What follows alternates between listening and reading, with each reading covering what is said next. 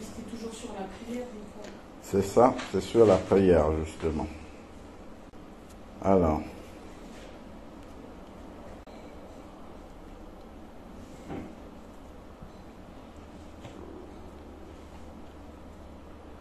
Donc,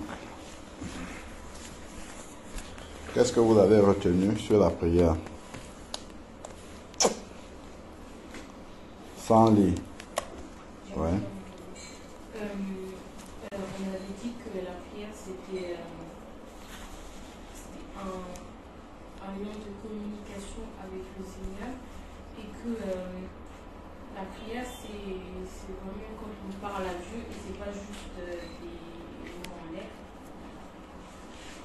D'accord. Wendy?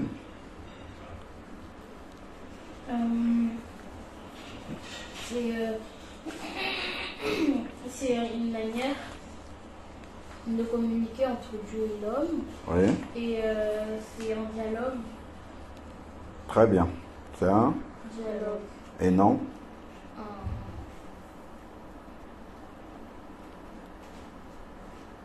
Le contraire de dialogue, c'est quoi? Monologue, voilà. Monologue, c'est quand c'est une seule personne qui parle. Le dialogue, c'est quand tu as une personne et puis d'autres personnes qui parlent. Alors, on avait commencé à voir comment prier. C'est bien ça, hein? Oui. On avait dit que dans la prière, généralement, on va commencer par quoi? Oui. On va dire toutes les merveilles de Dieu, toute la création de Dieu. Oui, Wendy. Je vais dire D'accord. Ouais, toutes les merveilles de Dieu, lui rappeler la création, la grandeur de sa création, ainsi de suite. Et à votre avis, pourquoi est-ce qu'on lui dit ça? Oui. Pour qu'il nous aide à mieux gérer la création qu'il a faite, qu'il nous donne davantage de connaissances. D'accord, sur la création, sur sa création, dont il nous a confié la gestion. Donc, comme c'est lui qui est le créateur, on avait dit qu'on doit lui demander de nous aider à savoir comment gérer la création, utiliser la création qu'il a mis à notre disposition. Il y a un autre point aussi, en lui rappelant la grandeur de sa création, notre émerveillement devant sa création, c'est aussi une manière de reconnaître la grandeur de son amour, parce que quand on détaille la beauté et la grandeur de sa création et que nous réalisons que ce Dieu qui est si grand, qui a créé tout ce que nous pouvons voir et que d'autres que nous ne voyons même pas, ce Dieu-là, nous pouvons nous adresser à lui et il nous entend, aussi infime que nous soyons, aussi petit que nous soyons. Nous réalisons que Dieu est vraiment amour. Vrai ou faux? Voilà. Parce que au regard de la grandeur de sa création, quand on regarde toutes les planètes qui existent dans le système solaire, quand nous regardons l'univers entier, lorsque nous voyons les glaciers, nous voyons la forêt, le désert, tout ça, et c'est Dieu qui a créé tout ça, on se demande, mais nous aussi petits que nous soyons, aussi infimes que nous soyons, ou si nous parlons même des créatures célestes, des anges, des archanges, tout ça, et que nous réalisons qu'au milieu de tout ça, lorsque nous parlons, Dieu nous écoute, ça veut dire que Dieu est vraiment amour. D'accord? Mais il y a un point qu'on avait dit aussi lorsqu'on lisait la Genèse, c'est qu'au milieu de toute cette création-là, il n'y a aucune des créatures ou des créations de Dieu qui soit à son image. Il n'y a aucune des créations de Dieu qui lui ressemble. Il n'y a que l'être humain qui ressemble à Dieu. Raison pour laquelle, malgré toute la grandeur, la beauté de toute la création, l'être humain est au-dessus de tout ça. D'accord? Parce que l'être humain est la seule créature, la seule création de Dieu qui soit à son image. Ok? Voilà pourquoi la beauté, les animaux, par exemple, il y en a qui sont très beaux, mais ils ne peuvent pas prier Dieu. Ils ne savent même pas prier. D'accord? Ils reflètent la grandeur de la création de Dieu, mais eux-mêmes, de leur propre chef comme ça, ne peuvent pas prier Dieu. Alors, oui? J'ai une question. Est-ce que les animaux ils peuvent aller en enfer? Non, il n'y a pas de ciel ni d'enfer pour les animaux. Lors du jugement, lorsque les livres sont écrits, on avait vu dans l'Apocalypse, ce sont les êtres humains, les grands et les petits qui viennent. Il n'y a pas d'animaux qui viennent au jugement. D'accord, oui? C'est-à-dire que par exemple, quand ce sera à la fin du monde, tous les animaux ils vont mourir comme ça et puis... je ne sais pas comment ça va se passer, mais on peut voir que dans le temps messianique, c'est-à-dire pendant le millénium, lorsque Jésus sera sur terre, il est dit que le petit enfant pourra jouer avec la vipère. Il n'y aura plus de... Et il n'y aura plus d'animosité entre l'être humain et les animaux. Ça, c'était arrivé avec le péché d'Adam et Ève. Parce que vous voyez bien que tous les animaux sont venus devant Adam et Adam leur a donné un nom, mais ils n'ont pas bouffé Adam. Même le lion est venu, il n'a pas bouffé Adam. On est bien d'accord que tous les animaux, les félins que nous connaissons là, ils auraient bien bouffé Adam. Mais on voit qu'il n'y avait pas d'animosité entre les deux. Voilà. Et on voit que, par exemple, Dieu a permis aussi que même entre les animaux, que cette animosité-là s'arrête dans l'arche de Noé. Pour que tous les animaux puissent cohabiter ensemble pendant le temps du déluge. Ok? Bon, donc, on était à comment prier. Le premier aspect, c'était dit notre émerveillement. Est-ce qu'on a commencé le deuxième aspect? Raphaël, dans tes notes là-bas, est-ce qu'on a commencé le deuxième aspect de la prière? Moi, j'ai pas le bon cahier. Ça, c'est un nouveau. D'accord, ok. Bon. Le deuxième point sur comment prier, le 2.2, c'est après avoir dit à Dieu notre émerveillement devant sa création. On avait vu les différents versets. On va maintenant élever vers Dieu des actions de grâce, c'est-à-dire lui témoigner notre... Voilà, il faut écrire. Le deuxième point, action de grâce, action avec un S, action de grâce, 2 points, témoigner à Dieu notre reconnaissance. Voilà, dans une fois, on a reconnu la grandeur de Dieu. Le deuxième point, c'est témoigner à Dieu notre reconnaissance.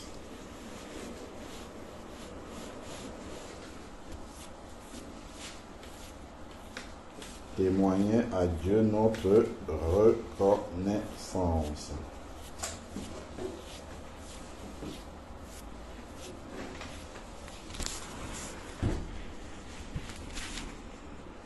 Dans le point 2, c'était comment prier.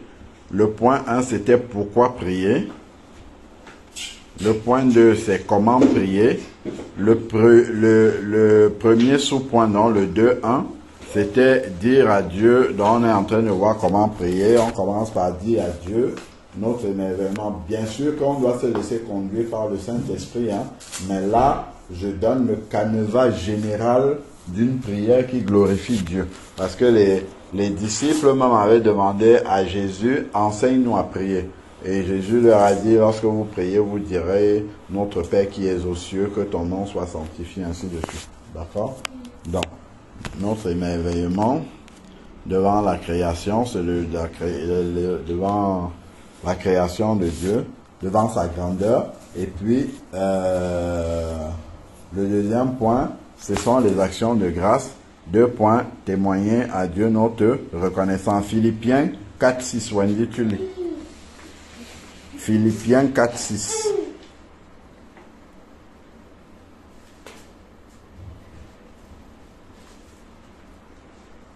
Philippiens 4, verset 6.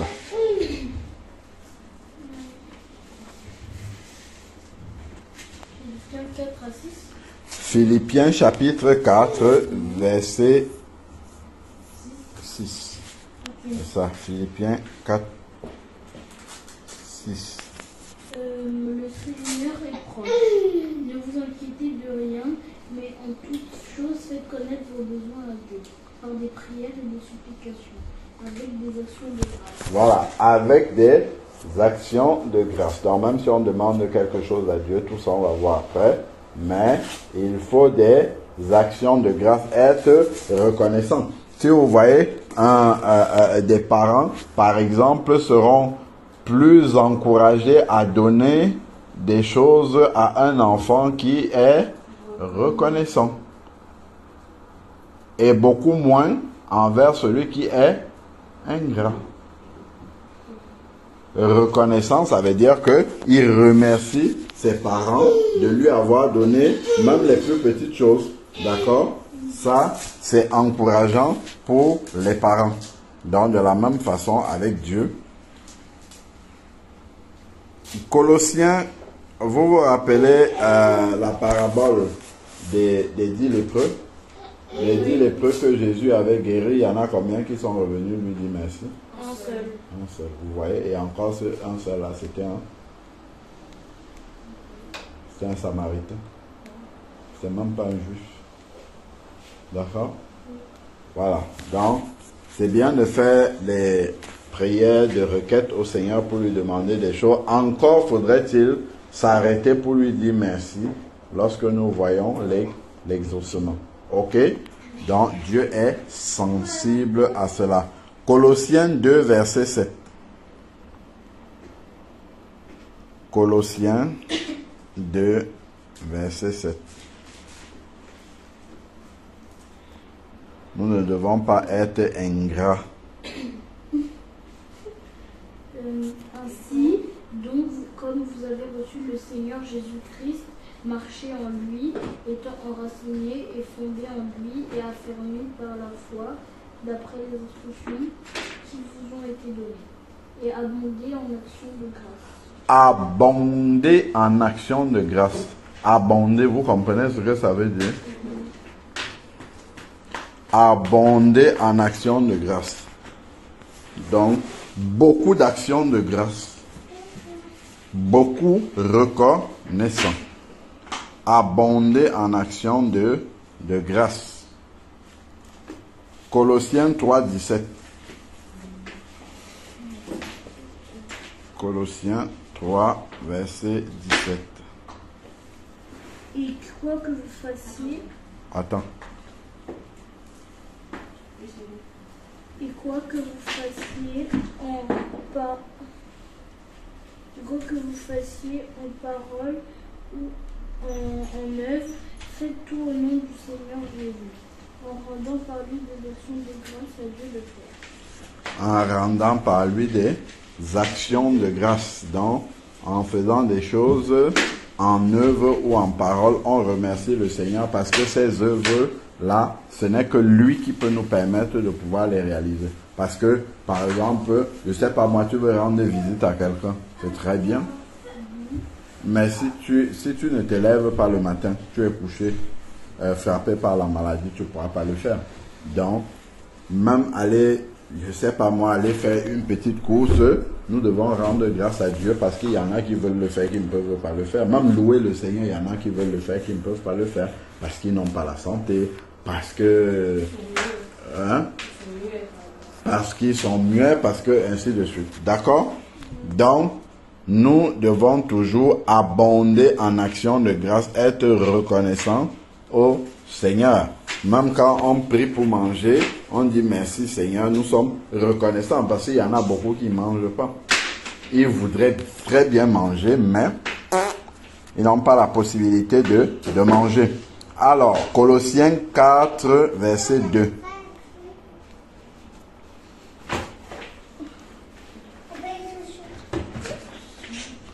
Colossiens chapitre 4, donc on avance juste d'un chapitre.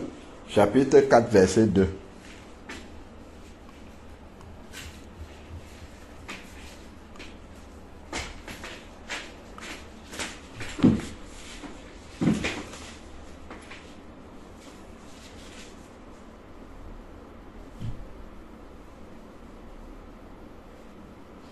Persévérez dans la prière, veillez-y avec des actions de grâce. Voilà, c'est bon. Persévérer dans la prière, c'est-à-dire continuer à prier même s'il y a des obstacles. Persévérer, c'est de poursuivre dans l'effort, s'efforcer à faire quelque chose même s'il y a des difficultés. Et il dit, veillez-y avec des actions de grâce. Dans la prière, si on vient se renseigner, fais que ceci, fais que ceci, fais que ceci, fais que ceci, amen. Ça, c'est une prière qui ne glorifie pas Dieu parce qu'on ne reconnaît même pas ce qu'il a déjà fait. En lui demandant, fais que ceci, fais que ceci, fais que ceci, fais que ceci. Ok?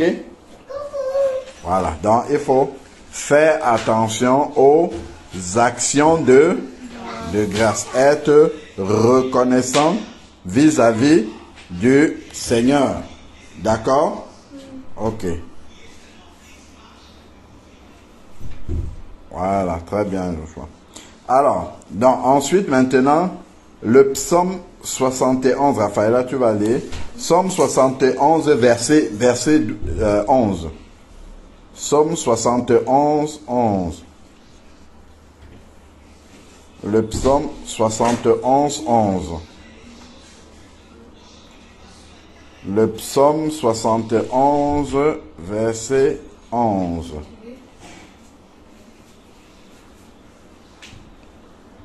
C'est bon? 71, 11.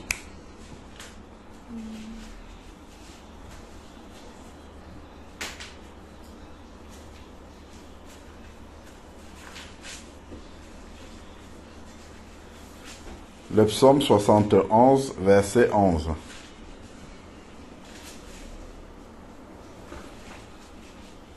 C'est bon? Disons, Dieu l'abandonne, poursuivez, saisissez-le, il n'y a personne pour le délivrer. Alors, comme les ennemis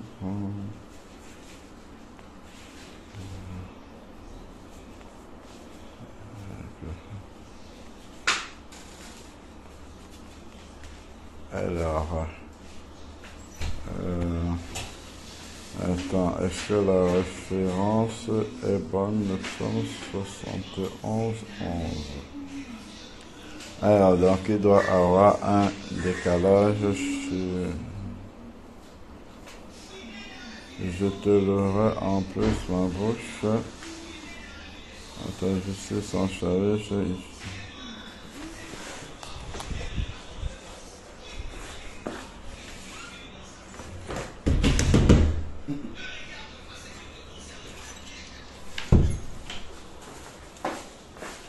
Alors, bon, c'est pas la bonne référence du verset. On va voir un autre, 107.15. Alors, je vais d'abord vérifier avant. Psaume 107.15. 107, verset 15.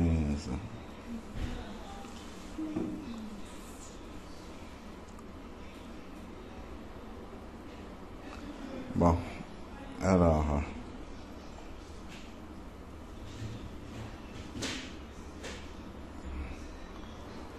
Ouais, donc, 107, verset 15 dit qu'il, au pluriel, loue l'Éternel pour sa bonté et pour ses merveilles en faveur des fils de l'homme. Donc, Et le psaume nous invite à louer l'Éternel pour sa bonté en faveur des fils de l'homme, donc de ne pas être ingrat. Parce que Dieu est bon envers nous et en retour, nous devons le louer simplement. Et ça, c'est une... comment dire? C'est la meilleure manière d'être reconnaissant à Dieu. D'accord? Et le faire pas mécaniquement, mais avec un cœur vraiment bien disposé. D'accord? On va s'arrêter là et la prochaine fois, on va voir la suite de comment prier. Donc, attends, ou bien on peut même voir ça. On va finir. On va finir le deuxième point, comment prier, et la prochaine fois, on va voir le troisième point. D'accord? Donc, le 2, 3. Donc là, nous sommes dans comment prier. 1, c'était dit à Dieu notre émerveillement devant sa grandeur. Le petit 2, c'est les actions de grâce. Témoigner à Dieu notre reconnaissance. Et le petit 3, c'est donc les Actions de grâce. On le sait, c'est le petit 2. Le petit 3 maintenant. On a dit petit 1, c'est dit à Dieu la grandeur. C'est dit à Dieu notre émerveillement devant sa grandeur. Petit 2 maintenant, les actions de grâce. Petit 3 maintenant, c'est quoi? Les sujets de prière. Voilà, les requêtes. Demander à Dieu d'intervenir. Ok? Voilà, donc petit 3, les requêtes. 2 points, demander l'intervention de Dieu. Les requêtes. Demander l'intervention de Dieu. C'est fait que. On entend souvent dans vos prières. Seigneur, fais que ceci, fais que ceci, fais que ceci, fais que ceci, fais qu'on dorme bien, fais que ceci, voilà. C'est ça. Les requêtes, 2 points, demander à Dieu son intervention. Ok?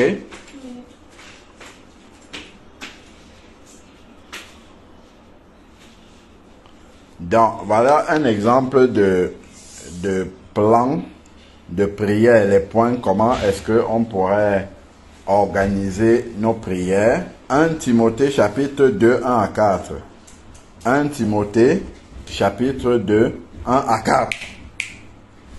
1 Timothée chapitre 2, 1 à 4. Qui nous donne un exemple de plan de prière.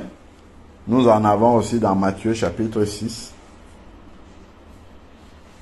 Vous connaissez bien Matthieu, voilà, c'est un deuxième exemple. D'accord, ok. 1 Timothée chapitre 2, 1 à 4. Ça nous donne les éléments de quelle manière est-ce qu'on peut conduire une prière. Alors, Raphaëla. J'exhorte donc, avant toutes ces choses, à faire des prières, des supplications, des requêtes, des actions de grâce pour tous les hommes. Arrêtons-nous là. 1 Timothée chapitre 2, verset 1. 1 Timothée chapitre 2, verset 1. Elle a dit, j'exhorte donc avant toute chose. Donc, avant de commencer quoi que ce soit, de faire des prières. Donc, la prière est une bonne introduction à tout ce que nous voulons faire dans la présence de Dieu. D'accord? C'est pour ça que souvent les cultes, on commence par la prière, ou voilà, d'accord?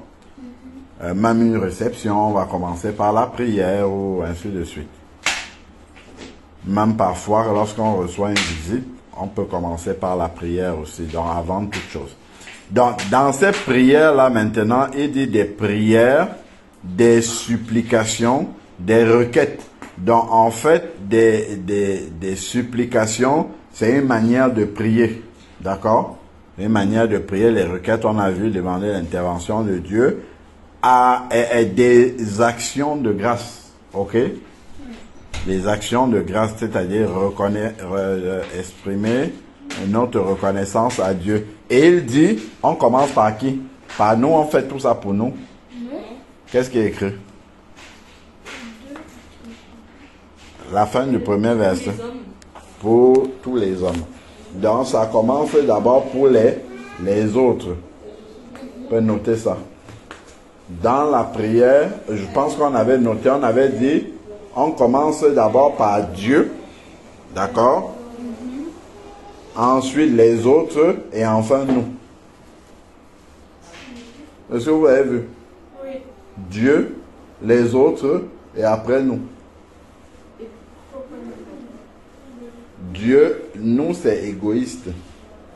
Non, après Dieu. Dieu, les autres et après nous.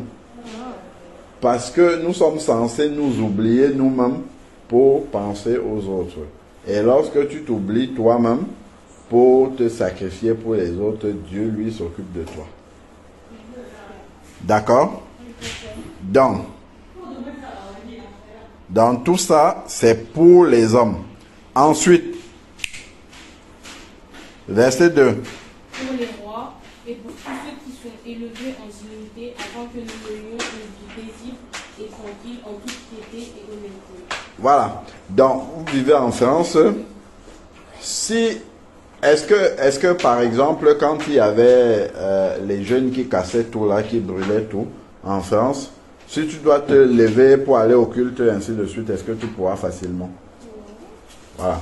Donc, s'il n'y a pas la paix quelque part, d'ailleurs, par exemple, les endroits où tu vas faire des courses, s'il y a des boulangeries et tout ça qui sont brûlés, qui sont cassés, ainsi de suite, est-ce que tu pourras encore aller faire tes courses là-bas? Les magasins qui sont cassés, non. Tu ne pourras plus aller faire tes courses. Donc, forcément, ça va perturber ta vie s'il n'y a pas la paix là où tu vis. D'accord? Donc, voilà une des raisons pour lesquelles le Seigneur nous demande de prier déjà pour les rois, donc les présidents de la République, ainsi de suite. Si par exemple, imaginons-nous un peu, lorsque le président de la République avait dit que les gens doivent être vaccinés et tout ça, forcément, ça a perturbé la vie de beaucoup qui ne voulaient pas se faire vacciner. On est bien d'accord. Donc, nous remettons les rois, les présidents entre les mains du Seigneur afin qu'ils touchent leur cœur pour qu'ils prennent de bonnes décisions qui nous permettent de vivre paisiblement. Imaginez-vous un peu que le président de la République interdise la Bible. Si on te voit avec une Bible, on t'attrape, on te met en prison. Si tu parles de la Bible, on t'attrape, on te met en prison. Ça existe dans certains pays.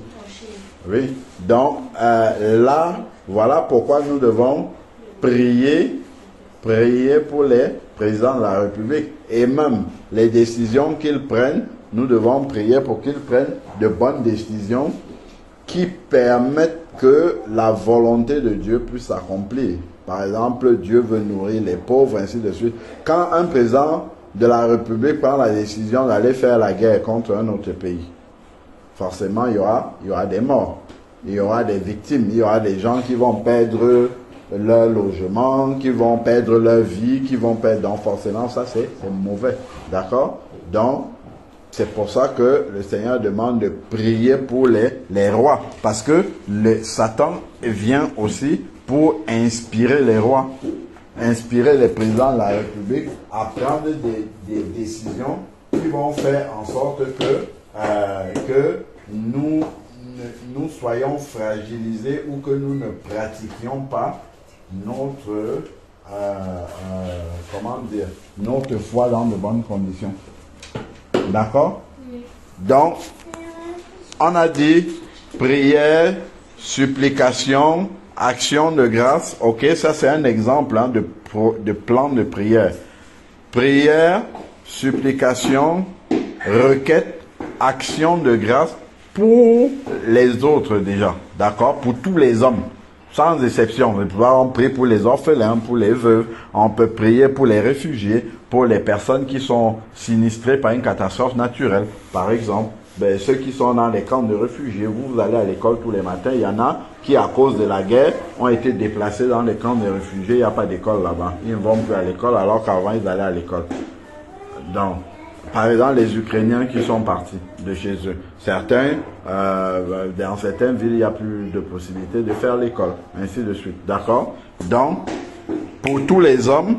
Donc, prière, supplication, requête, action de grâce, témoin notre reconnaissance pour tous les hommes. Et il précise maintenant, parmi ces hommes-là, il y en a qu'on ne doit pas oublier, les rois, les présidents de la République, parce que nous dépendons des décisions qu'ils prennent.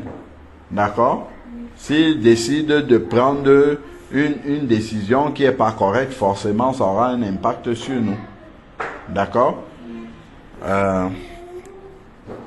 Voilà. Par exemple, si le président de la République décide maintenant qu'à l'école, je ne sais pas moi, on va faire quelque chose qui est contre la foi chrétienne, forcément, ça aura un impact sur nous. Mais comment on fait à ce moment-là? À certains moments, il faut désobéir. Si la parole du président s'oppose à la parole de Jésus, on obéit au Seigneur plutôt qu'aux hommes. C'est ça que les apôtres ont fait, non? Lorsque les sacrificateurs qui sont censés être des serviteurs de Dieu demandaient de ne plus prêcher au nom de Jésus, ils ont dit quoi? Jugez-en vous, même s'il est bon, d'accord, de vous obéir ou d'obéir à Dieu. D'accord? Donc quand normalement les rois et tout ça sont censés, déjà sont choisis par le Seigneur, d'accord? Ils sont pas, en tout cas, le Seigneur permet qu'ils puissent devenir rois. Et ensuite, maintenant, donc c'est lui qui les nomme. C'est les magistrats, les rois, tout ça, ça vient du Seigneur. C'est le Seigneur qui permet qu'ils soient là pour qu'il règne de l'ordre. Parce que s'il n'y avait pas les présidents, tout ça, ça serait le chaos si chacun faisait comme il voulait. D'accord? Donc, le Seigneur permet qu'ils soient là. Mais maintenant, s'ils ne mettent pas en application des lois qui permettent que la volonté de Dieu se fasse, là, en fait, notre foi sera totalement perturbée. Donc, si par exemple, je sais pas moi, le président de la République décide que dans toutes les écoles, on va arriver, on demande maintenant tous les matins à chacun, à tous les élèves, un à un, est-ce que tu es chrétien? Si tu es chrétien, on te tue. Est-ce que vous allez encore aller à l'école? Vous voyez?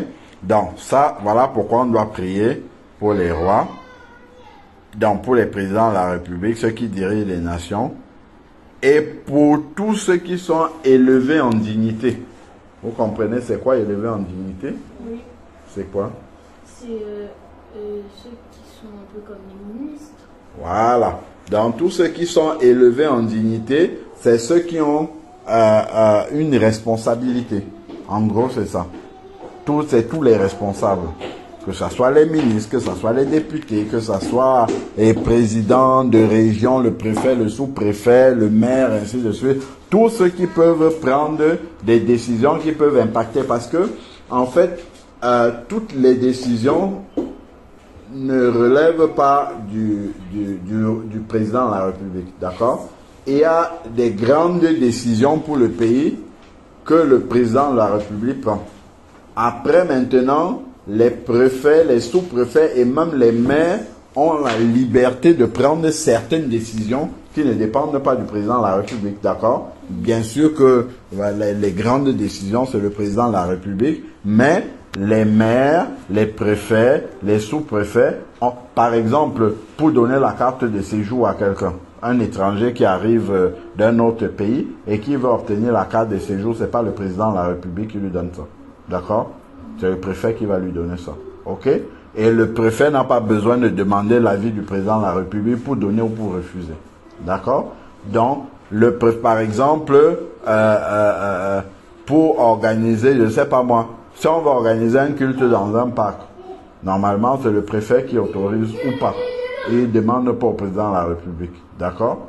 Donc, le préfet comme le maire aussi, le maire, il a des décisions qu'il prend pour lesquelles il n'a pas besoin de demander au président de la République.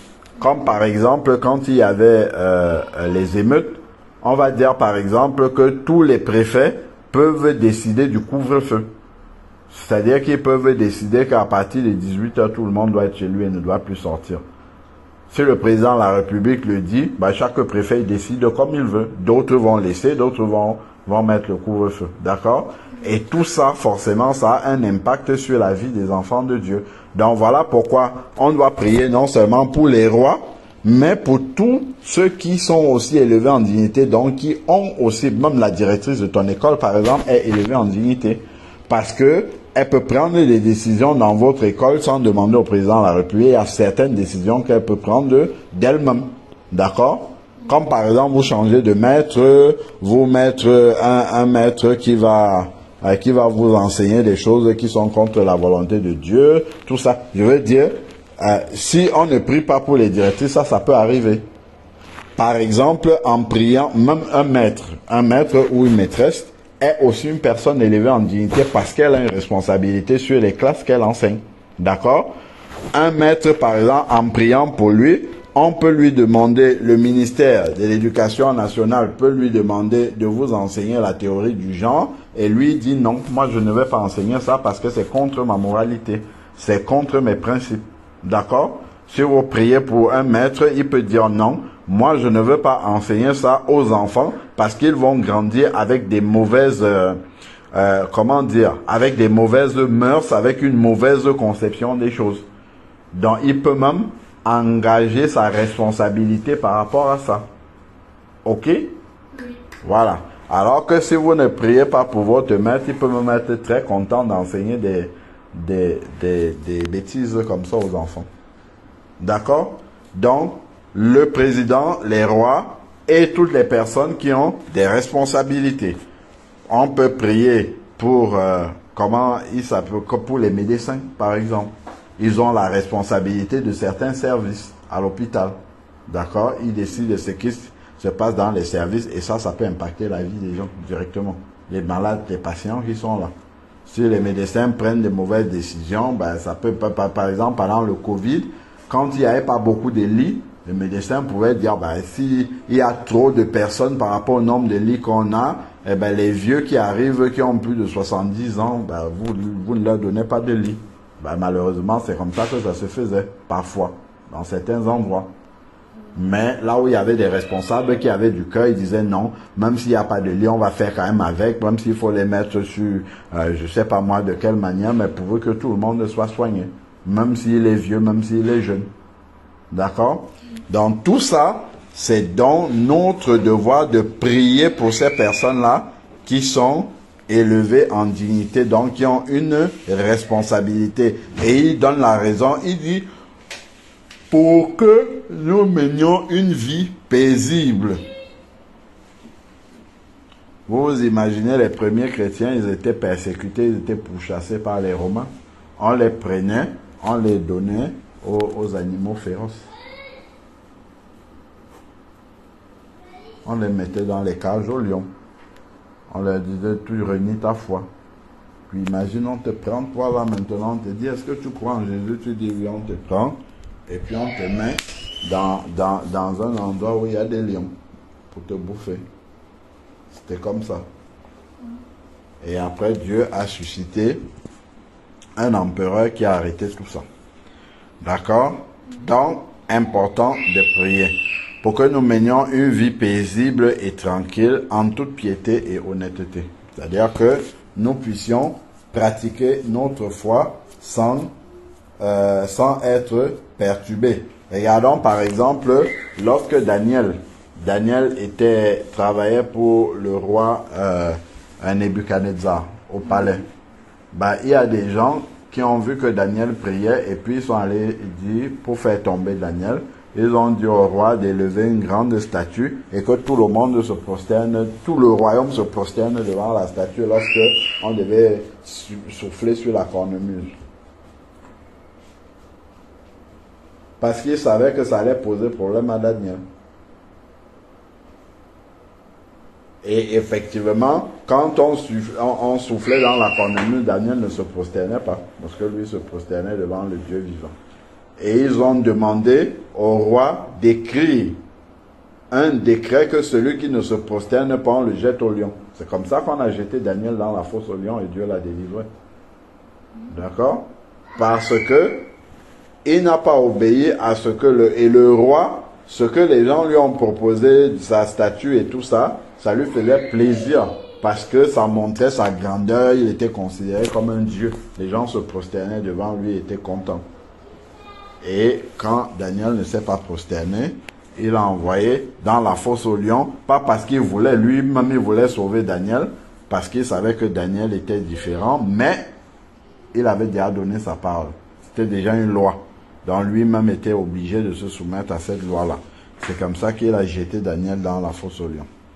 D'accord? Verset 3. Verset 3. Nous sommes dans 1 Timothée chapitre 2. Cela est bon et agréable devant Dieu notre Sauveur. Voilà. Que tous les hommes soient sauvés et parviennent à la connaissance de la vérité. Voilà pourquoi nous devons prier pour tous les hommes aussi. C'est parce que Dieu veut que tout le monde soit sauvé, même comme au final tout le monde ne sera pas sauvé. Mais ce n'est pas la volonté de Dieu.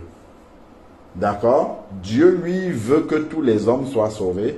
Donc, il va s'arranger à mettre tous les hommes dans les conditions d'être sauvés. Et s'ils ne sont pas sauvés, ça ne sera pas la responsabilité de Dieu. Ça sera la responsabilité des hommes eux-mêmes. D'accord? Parce qu'ils auront... Pourquoi on soit évangélisé là partout? On n'évangélise pas toujours. Notre souhait quand on soit évangélisé, c'est que tout le monde prenne le prospectus et puis accepte Jésus, prie Jésus, devienne un enfant de Dieu. Mais est-ce que tout le monde va le faire? Pas forcément.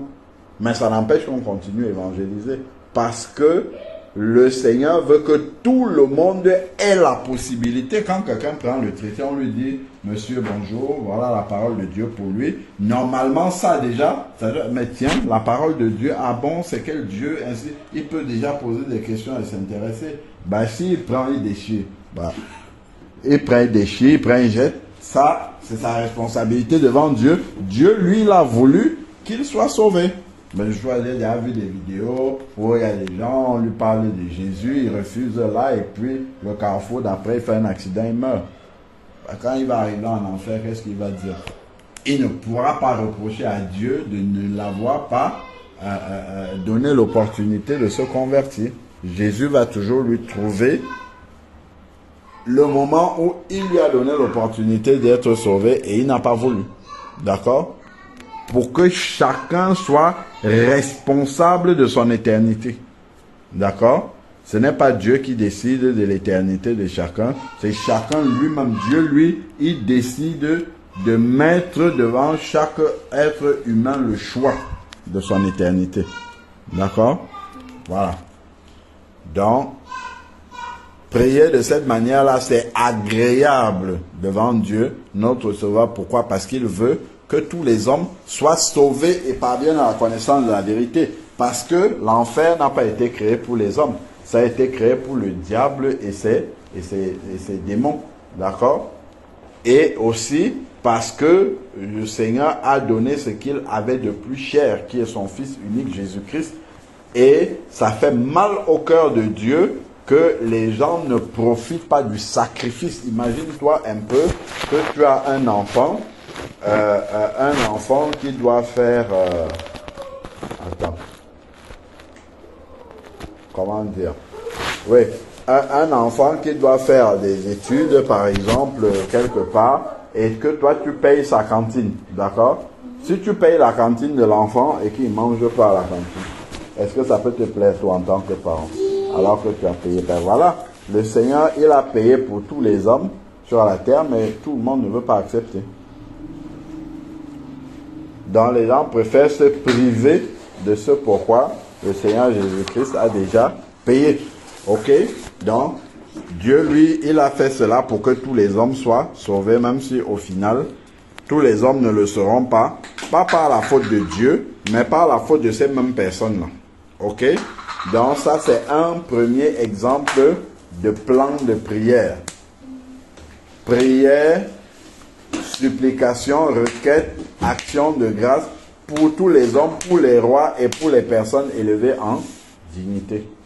Après, maintenant, tu peux prier pour les personnes que tu connais, pour les autres, comme on a dit, d'accord?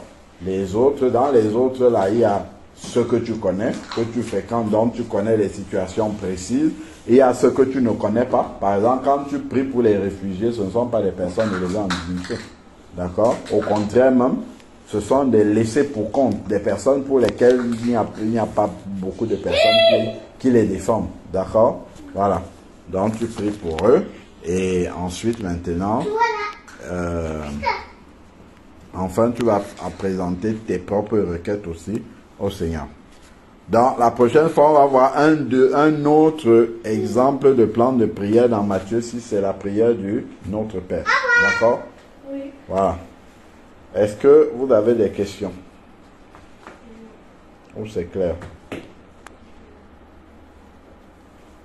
Donc, vous avez vu tous les plans de prière. Là, si on voit ça, c'est pour que vous puissiez les mettre en pratique. Hein. C'est pour que vous ne venez plus prier au Seigneur, fais que l'on dorme bien, fais qu'on se réveille bien, fais que la journée de demain se passe bien au nom de Jésus-Christ. Amen. C'est une prière plate. D'accord? Vous voyez tout ce qu'il y a là, dans la prière, tout ce qu'on peut amener devant le Seigneur. Parce que nous devons prier selon la volonté de Dieu, et Dieu veut que tous les hommes soient sauvés.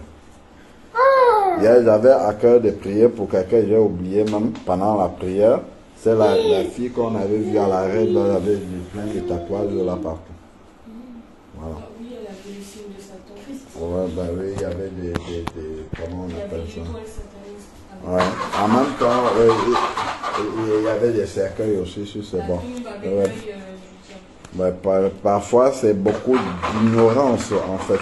C'est souvent des jeunes qui font des gothiques ou bien qui font du métal, tout ça. C'est un peu parce qu'ils sont révoltés contre le système, mais ils n'imaginent pas toute la puissance démoniaque qu'il y a derrière ça. Ils ouvrent les portes au diable dans leur vie, dans leur corps. D'ailleurs, on va prier pour elle. Tu connais son nom, toi? Elle avait dit son nom? Oui, elle me l'a dit. D'accord. Ok. C'est bon pour vous? Dans le sujet de prière, eh bien, on va prier pour elle, puisque le Seigneur a dit qu'il faut prier pour tous les hommes afin qu'ils soient sauvés. On va prier pour elle. Est-ce que vous avez d'autres personnes pour lesquelles vous voulez prier? On a un plan de prière maintenant, on ne réfléchit plus, on a le plan de prière. On a dit on prie pour qui? Pour Dieu. On a dit, ok, on commence par le Seigneur, émerveillement, tout ça, mais dans le plan de prière, il a dit, on prie pour les autres, et en particulier, ces autres-là, c'est qui? Les? Ben, lisez 1 Timothée, on n'a pas lu ça pour rien. Hein. Ah oui, si, les élevés en dignité. Ben non, donnez-moi ça dans l'ordre. Je vous ai pris le temps de bien vous expliquer pourquoi le Seigneur dit ça.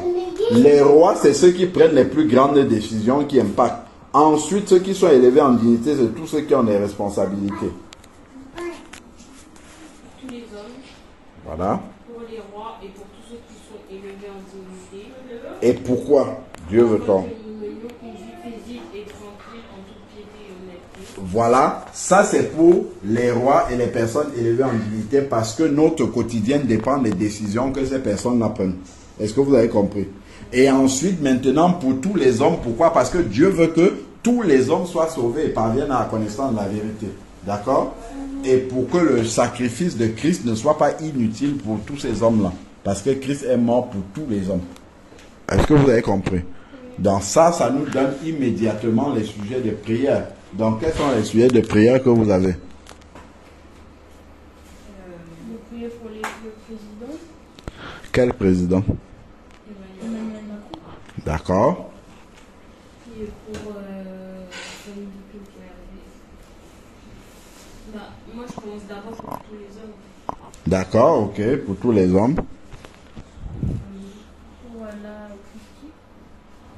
D'accord. C'est tous ceux que vous connaissez qui ne sont pas sauvés là, que vous avez cités là. Ah non, pour Bah, les alors. camarades de classe. Bah, Nos maîtres et bah, maîtresses. vous voyez que vous pouvez pas, on peut prier toute la nuit. Hein.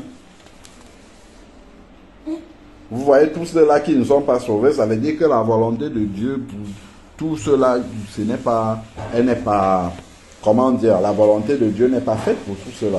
qui ne sont pas sauvés, puisque Dieu lui veut que tous soient sauvés. Comment? Comment? La dame qui nous a... la dame qu'on a vue hier. Voilà, il y a beaucoup, voilà, beaucoup de personnes. En tout cas, tous ceux de notre entourage qui ne sont pas sauvés, nous devons prier pour eux. Dans nos familles, il y a beaucoup qui ne sont pas sauvés. Beaucoup. Comment? Ben oui, il y en a beaucoup. D'accord? Donc, ça peut être un point particulier de prière, prier pour ceux qui ne sont pas sauvés. Là-dedans, tu vas dire par exemple nos familles, nos amis, prière pour les personnes non converties, pour la conversion des personnes. Tu mets nos familles, tu mets nos camarades de classe, tu mets nos enseignants, tu mets nos voisins, ainsi de suite. D'accord? Ben ça te fait déjà une bonne liste. C'est pour ça que c'est bien.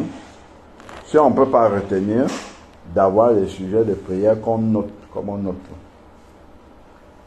Donc vous notez dans les sujets de prière. On a vu que la volonté de Dieu, c'est que tous les hommes soient... Bon, on commence déjà. Tu as déjà écrit que le président de la République... Oui, parce que quand je fais... Ok, président, oui, prière pour le président de la République. On doit citer les autres. Prière pour le président de la République. Et maintenant, la France appartient à quoi? À Dieu. Oui, appartient à Dieu. Mais à l'Europe. Donc voilà, la France, donc au-dessus du président de la République, il y a encore d'autres qui prennent des décisions qui impactent même le président de la République. Eux aussi, on doit prier pour eux. D'accord? Parce que le président de la Commission européenne, ils prennent des décisions qui impactent aussi le président de la République. D'accord? Dans Ursula von der Leyen et tous les restes là qui sont à la Commission européenne là et tout. D'accord? On doit prier pour eux.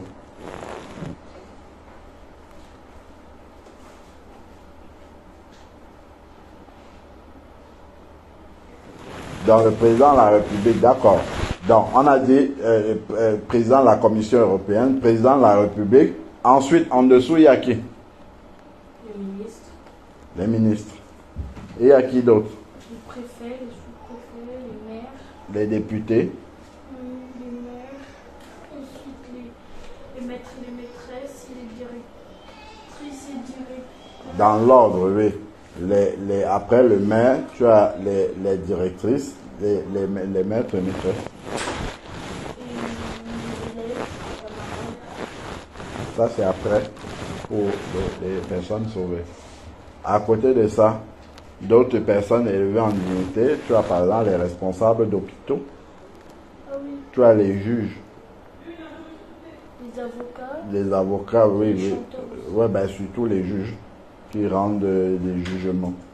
Parce qu'ils peuvent envoyer les innocents en prison. Par exemple, s'ils se trompent. Donc, tu as les policiers, les gendarmes, l'armée, les pompiers. Ah oui, oui, oui. Ça fait beaucoup, hein. Tout ça, ce sont des personnes qui sont responsables. Qui ont une responsabilité importante d'ailleurs. Le personnel sanitaire, les médecins, les infirmières, qui font un travail difficile. Les maîtres nageurs, oui. Tout à fait. Pendant la période estivale comme ça, c'est un bon sujet de prière, les maîtres nageurs. Pas forcément ceux qui sont à la piscine, mais ceux qui font les surveillances dans les plages, là. Leur rôle est très important. D'accord? Vous voyez que la liste est grande si on veut seulement voir les personnes élevées en dignité. Maintenant, pour les personnes, le salut des personnes. Puisque Dieu veut que tous les hommes soient sauvés. Le salut des personnes, et à qui on a dit nos familles, nos familles, nos amis, nos voisins, nos familles, nos amis, nos voisins. Les inconnus. Hein? Les inconnus. Les inconnus. Oui, les personnes qu'on rencontre. Par exemple, quand tu arrives dans un restaurant pour manger ou à la cantine à l'école, le fait de prier que Dieu sauve quelques personnes parmi ceux-là, ou quand tu es en train de t'installer dans un bus, dans un métro, Oui, moi c'est ça que je fais. Donc, voilà, tu pries pour que Dieu sauve quelques personnes là, et Dieu peut créer une circonstance qui fait en sorte que ces personnes-là sont sauvées. Par exemple, si quelqu'un tombe là, tac, il tombe dans les pommes. Le temps qu'on appelle les pompiers et tout, tu viens, tu lui imposes les mains et puis il se lève. Est-ce que le bus ne va pas se convertir? Comment ça m'est déjà arrivé, mais c'est pas ce que j'ai fait. En priant, Dieu peut permettre que ça se passe comme ça. En priant, il faut s'attendre aussi à l'exaucement du Seigneur. Parce que quand nous prions pour la conversion de ces personnes-là, c'est pas juste que tout de suite comme ça, Dieu va obliger ces personnes-là à se convertir. Non, ce qui va se passer, c'est que Dieu va multiplier les occasions pour que ces personnes-là soient en contact avec la parole de Dieu. D'accord? Et maintenant, leur cœur va se décider devant la parole de Dieu. C'est bon? Donc, ça fait déjà beaucoup de sujets de prière. Donc, on va prier. On va prier pour terminer.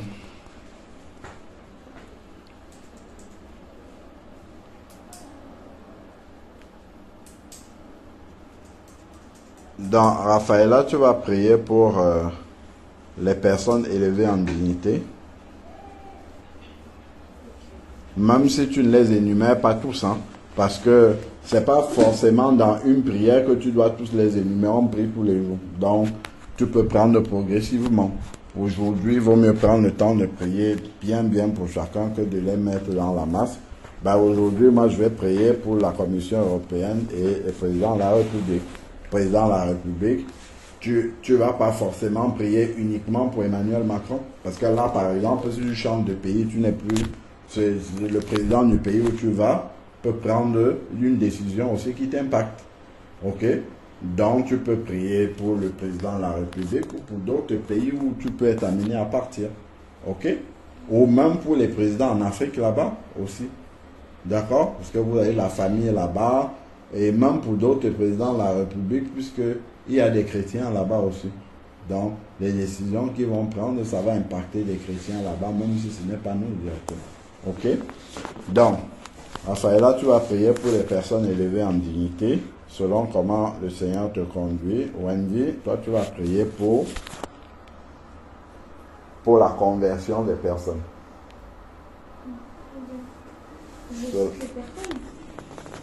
Soit tu fais comme le Seigneur va te conduire. Donc voilà, il y a au moins 2 gros sujets de prière que nous avons. Allons-y. Seigneur, je te remercie, Seigneur, pour ton Seigneur, que tu nous as permis de passer dans ta présence. Je te prie, Seigneur, pour le président de la République, Emmanuel Macron, pour également le président de la Grèce, Seigneur, que tu puisses diriger, Seigneur, toutes les décisions qu'ils vont prendre, que ça puisse, Seigneur, tout glorifier. Pour les présidents aussi qui sont en Afrique, en Amérique, dans tous les continents, pour tous les chrétiens, Seigneur du monde, qu'ils puissent ne pas être impactés par les décisions des présidents. Je te prie également pour le président de la Commission européenne, que tu puisses aussi diriger, Seigneur, toutes les décisions qu'ils prennent, qu'ils puissent également, Seigneur, te rencontrer comme Seigneur et Sauveur. Que tous les ministres, députés, juges, pompiers, policiers, toute l'armée, les militaires, Seigneur, puissent te rencontrer comme Seigneur et Sauveur. Amen. Que les gens, Seigneur, qui font les émeutes là en France totale, au nom de Jésus-Christ, que tu puisses encore consoler la famille de Noël, au nom de Jésus-Christ. Amen. Amen. Seigneur, je te prie merci pour tout ce que tu fais, merci pour la nature que tu as créée. Je te prie pour les réfugiés et les personnes qui ont dû se réfugier dans d'autres pays parce qu'il y a la guerre dans leur pays. fait qu'ils puissent se convertir et fait que des personnes aussi dans le bus puissent se convertir et partout d'autres dans la rue, je prie pour Christy, fait qu'elle se convertisse. Je prie aussi pour les personnes de notre famille, fait que pour ceux qui sont convertis, fait qu'ils se convertissent au nom de Jésus-Christ. Amen. Amen. Amen. Que Dieu vous bénisse abondamment. Voilà. Et que maintenant, vous puissiez le mettre en pratique, que vos prières soient riches. Vous avez compris? Là maintenant, vous ne pouvez plus manquer de sujets de prière. Quand on prie le soir pour dormir, vous voyez, il y a beaucoup de sujets. Si on les prend seulement un à un là, vous voyez que ça peut remplir déjà des temps de prière. D'accord? Quand vous vous levez le matin, ce n'est pas seulement vite faire la journée et puis c'est fini. Il y a beaucoup de sujets de prière. Et ça, on a vu dans ces versets-là, c'est de notre responsabilité. Voilà, que Dieu vous bénisse.